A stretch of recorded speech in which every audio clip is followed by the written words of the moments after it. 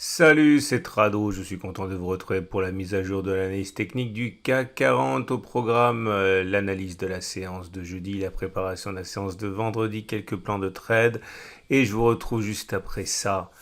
Et oui, 0,65% de baisse, quelle déception dans une tendance qui semblait clairement établie à la hausse et pourtant il n'y a pas pour l'instant de quoi dramatiser.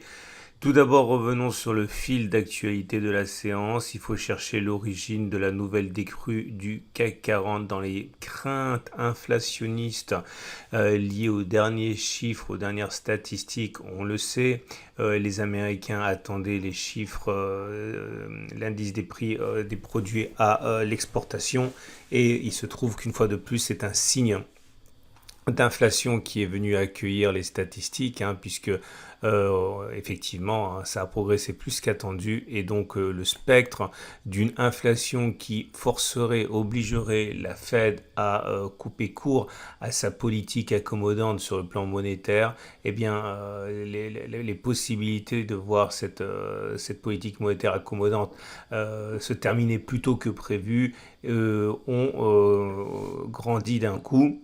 Et nous avons donc une baisse, on l'a dit, de 0,65% qu'on retrouve d'ailleurs sur les marchés américains.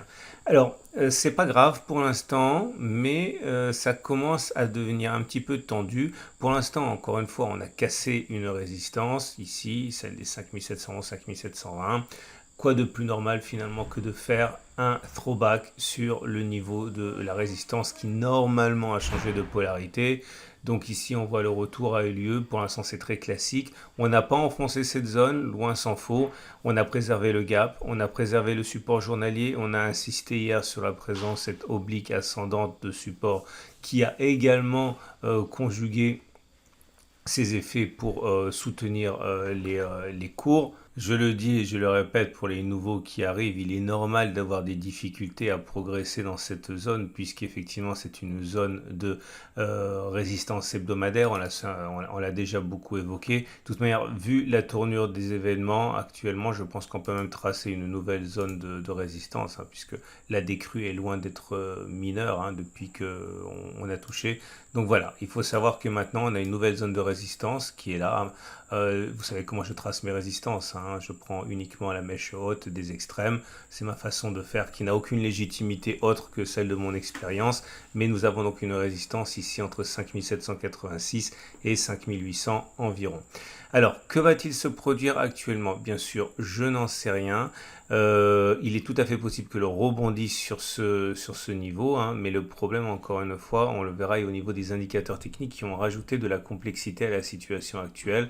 Regardez également le fait que au regard des retracements de Fibonacci, toujours utile, regardez un petit peu depuis qu'on a connu cette zone, cette impulsion haussière. On voit que on n'est pas encore allé chercher les 23,6% de Fibonacci. Ici, il y a encore du chemin à perdre pour éventuellement rebondir dessus. Vous le savez, les traders aiment bien utiliser les retracements de Fibonacci pour acheter. Donc, ça militerait pour une continuation de la baisse éventuellement encore de 0,5%. Donc, ça correspondrait, cette zone de support correspondrait à un retracement de Fibonacci au gap, une zone de support journalier. Bon, ça peut être pas mal pour rebondir. Les éléments techniques sont assez positifs pour l'instant. La moyenne mobile à 20 jours est ascendante, donc la tendance générale est haussière.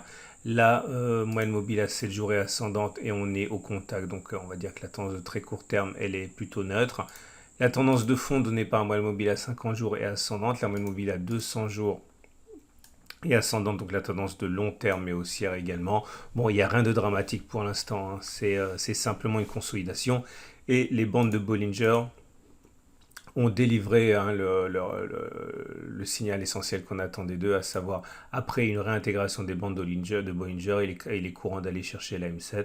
C'est chose faite, c'était également le résultat du backtest d'hier qui a été quelque part confirmé par les faits. C'est bien parce qu'il y avait deux setups en fait qui indiquaient que le retour sur la M7 était envisageable, donc ça ne doit pas vraiment surprendre. J'aimerais vous parler maintenant du super train. Alors on va faire quelque chose d'un petit peu particulier parce qu'on a déjà backtesté le super train une ou deux fois.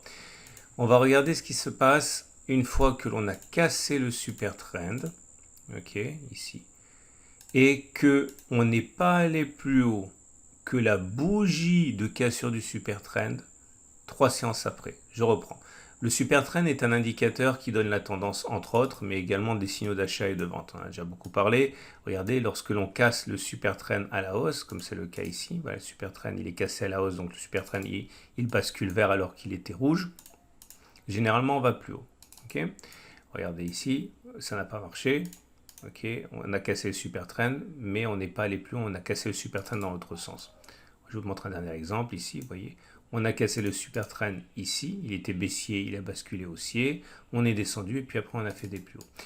Alors, ce qui est intéressant, je pense, à backtester ce coup-ci, c'est de backtester le retard à l'allumage. Vous voyez, le super trend a été cassé sur cette bougie, mais ça fait 3 séances qui se sont écoulées et toujours pas de plus haut par rapport à la bougie de cassure. Est-ce à dire que c'est fini, on a eu affaire à un pétard mouillé, il n'y aura pas de retard à l'allumage, c'est simplement un faux signal ou un mauvais signal? Eh bien, c'est ce qu'on va voir. C'est donc le backtest du jour. Alors, si vous découvrez mon format, le backtest est applicable à tout, actions, forex, crypto, ou toutes les unités de temps. A priori, maintenant, la charge pour vous de backtester quand même sur ce que vous vous apprêtez à trader. Vous n'avez quand même pas risqué votre argent durement gagné sur quelque chose qui, historiquement, ne fonctionne pas. En tout cas, voilà ce que moi je parie. Je parie que malgré le fait qu'on n'a pas eu un plus haut inscrit 3 séances après la cassure du super trend, on va quand même clôturer plus haut que la bougie de cassure du super trend. Et j'aurais perdu mon pari si on casse le super trend dans l'autre sens. Ok, c'est parti. Premier. Alors, vous voyez, par exemple, là, je ne tiens pas compte de cette occurrence-là parce qu'on a cassé sur cette bougie et dès la bougie suivante, on a fait un plus haut. Donc, moi, ce qui m'intéresse, c'est les fois où on ne l'a pas fait. Donc, voilà, bougie de cassure ici.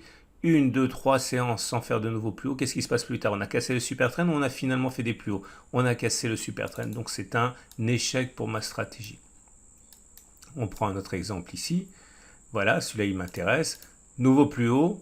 Échec à faire des plus hauts 3 bougies après. Est-ce qu'on a cassé le super trend à la baisse ou est-ce qu'on a finalement fait des plus hauts? On a touché le super trend, on ne l'a pas cassé. On a fait des hauts beaucoup plus hauts même. On va prendre un dernier exemple. Ici, cassure du super trend. 1, 2, 3 séances sans faire de plus haut et après, pouf, plus haut. Ok, donc c'est un succès. Allez, c'est parti, on déroule, ça va plus vite. Non, ça ne nous intéresse pas. Encore un succès. Encore un succès, encore un succès, un échec, un succès, un succès, un succès, encore un succès, encore un succès, encore un succès, encore un succès, encore un succès, encore un succès, encore un succès. Et je pense qu'on doit être bon là. Oui, on est bon. Le dernier, il est là. Et il est en 2001. Vous voyez comme ça remonte. Encore un succès. Je suis obligé de remonter jusqu'en 2001 pour avoir 23 occurrences.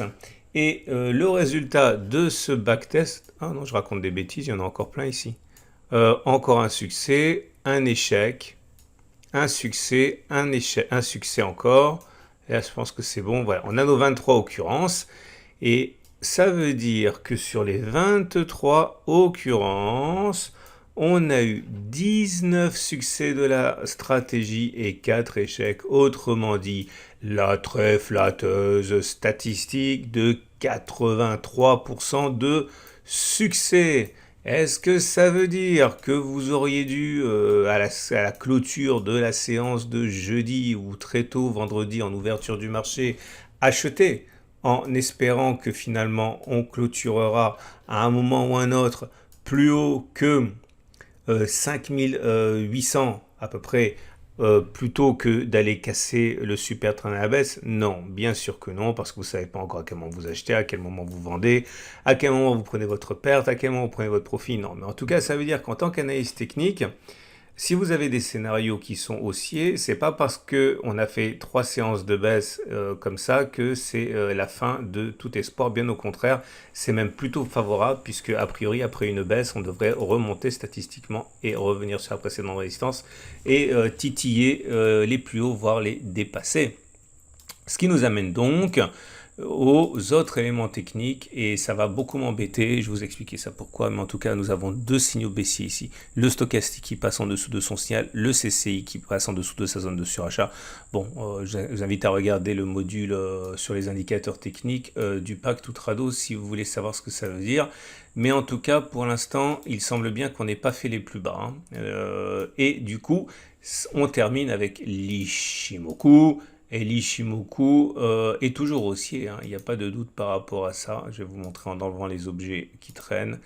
Regardez, les cours sont au-dessus de la Tenkan, au-dessus de la Kijun, au-dessus du nuage. Bon, il n'y a pas à dire, c'est haussier. Et on termine donc avec les trades du jour. Alors, que peut-on faire? Si vous avez un biais haussier, eh bien, vous pouvez naturellement profiter de la zone de support sur laquelle nous sommes pour acheter. Okay, d'ailleurs, j'avais dit dans la vidéo d'hier, et je fais toujours ce que je dis, pour sinon ça ne sert pas à grand chose que je dis ce que je vais faire, que j'achèterai dès qu'on irait chercher le support journalier. On est allé chercher. J'ai acheté. Ce qui m'embête, c'est qu'il y a des choses qui militent pour une continuation de la baisse, vous l'avez compris, avec le stochastique et le CCI qui inscrivent un plus bas. Ah, j'ai oublié de vous montrer, parenthèse, j'ai oublié le price action. Regardez ce que dit, et ça aussi ça m'embête beaucoup, l'Aiki Nashi fait une bougie rouge. Bougie rouge, celle-là elle est baissière, elle n'est pas super baissière, c'est plutôt un signe de pause, puisque vous voyez une mèche haute, une mèche basse, c'est pas une méchante bougie rouge sans mèche haute comme celle-ci ou celle-là. Mais c'est définitivement pas une bougie favorable, c'est plutôt une bougie d'hésitation.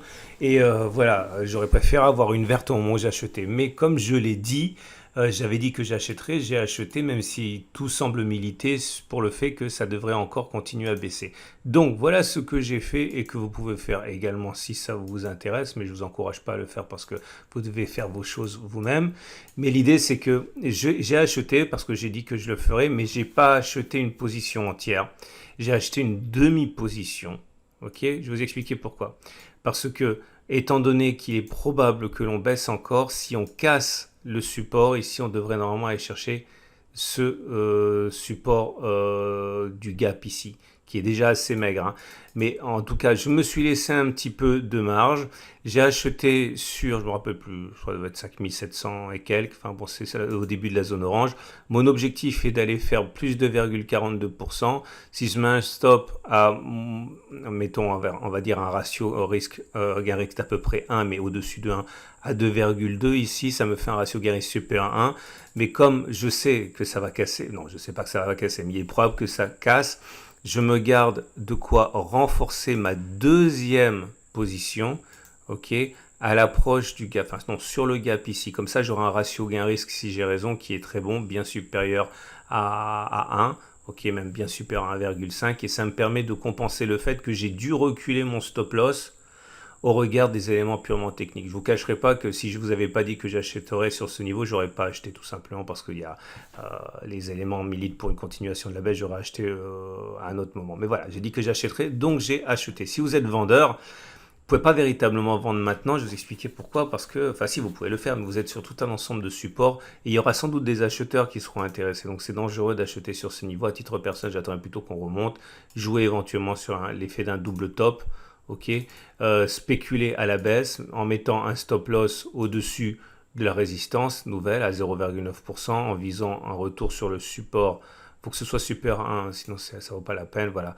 Si vous vendez ici, vous vendez à découvert ici 0,6% de baisse, 1% de gain si jamais ça va chercher le support journalier, vous avez un ratio gain supérieur. Voilà, je vous souhaite une excellente journée. Je vous remercie infiniment pour tous les messages que vous mettez et il y en a tellement que je suis un petit peu prisonnier de ma propre requête, puisque maintenant c'est vrai que il y a énormément de messages, ça me fait très très plaisir, je les lis tous, je mets pas forcément des commentaires, mais sachez que je les lis tous, et par contre je réponds à toutes les questions, ok. Je vous souhaite une excellente journée, je vous dis à demain pour la mise à jour.